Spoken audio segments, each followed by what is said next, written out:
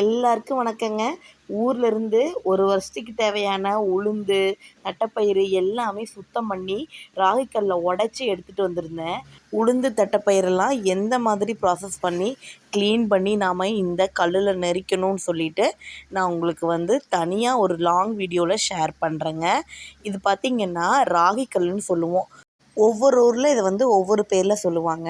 உங்கள் ஊர்லையெல்லாம் இந்த கல்லை என்ன பேர் சொல்லுவீங்கன்னு சொல்லிட்டு கமெண்ட் பண்ணுங்கள். அந்தந்த சீசனில் கிடைக்கிற பொருளை வாங்கி அதை சுத்தம் பண்ணி காய போட்டு எடுத்து வச்சிட்டோம்னா அடுத்த வருஷத்து வரைக்கும் எந்த ஒரு கவலையும் இருக்காதுங்க.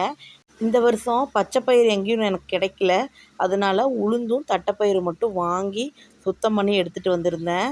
இதை வெயிலில் 3 மாதத்துக்கு ஒருக்கா காய போட்டு எடுத்து வச்சிட்டோம்னா 2 வருஷத்துக்கு வேணாலும் அந்த பயிர் எதுவுமே கெட்டு போகாமல் அப்படியே இருக்குங்க. முதல்லையெல்லாம் நம்ம தோட்டத்துலேயே இது போட்டுட்டு இருந்தோங்க. இந்த 2 வருஷமாக அம்மாவுக்கு கொஞ்சம் உடம்பு சரியில்லாமல் போனதுலேருந்து அம்மானால் இதெல்லாம் போட்டு பார்க்க முடியறதில்லன்னு சொல்லிவிட்டு அம்மா இதெல்லாம் போடுறதில்ல. மொத்தமாக பக்கத்து தோட்டத்துக்காரர்கிட்டையோ இல்லை நம்ம ஊர் சைடு யார் தோட்டத்தில் போட்டிருந்தாலும் முதல்லையே இவ்வளோ கிலோ வேணும்னு சொல்லி வாங்கி வச்சுருவாங்க.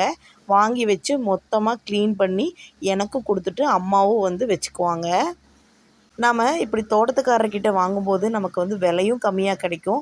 அதே சமயம் நல்ல தரமான பொருளாகவும் நமக்கு கிடைக்குங்க. தட்டைப்பருப்பு அப்படின்னா முழு தட்டைப்பயிரை உடச்சி அதுதாங்க தட்டைப்பருப்பு. துவரம்பருப்பு, பாசிப்பருப்பு யூஸ் பண்ணுற மாதிரி இந்த தட்டைப்பருப்புலேயும் எல்லா விதமான குழம்பும் வைக்கலாங்க. ரொம்ப டேஸ்ட்டாகவும் இருக்கும். இதில் வடையும் சுடலாங்க. தட்டைப்பயிறு எந்த மாதிரி யூஸ் பண்ணுறோமோ அதே மாதிரி இந்த பருப்புமே நம்ம எல்லாத்துக்குமே யூஸ் பண்ணலாம். கிட்டத்தட்ட இந்த பயிரெல்லாம் கொண்டு 10 நாளைக்கு மேலாச்சு. 10 நாளைக்கு அப்புறம் எனக்கே ஒரு ஞானோதயம் காய போடலான்னு எடுத்துகிட்டு காய போடுறேன். காய போடுறப்போ காலே நிலத்தில் வைக்க முடியாத அளவுக்கு வெயில் அடிச்சுதுங்க. காய போட்டு திரும்பி பார்க்குறேன் 10 நிமிஷத்தில் அப்படியே கிளைமேட் மாறி மழை வர்ற மாதிரி ஆயிடுச்சு.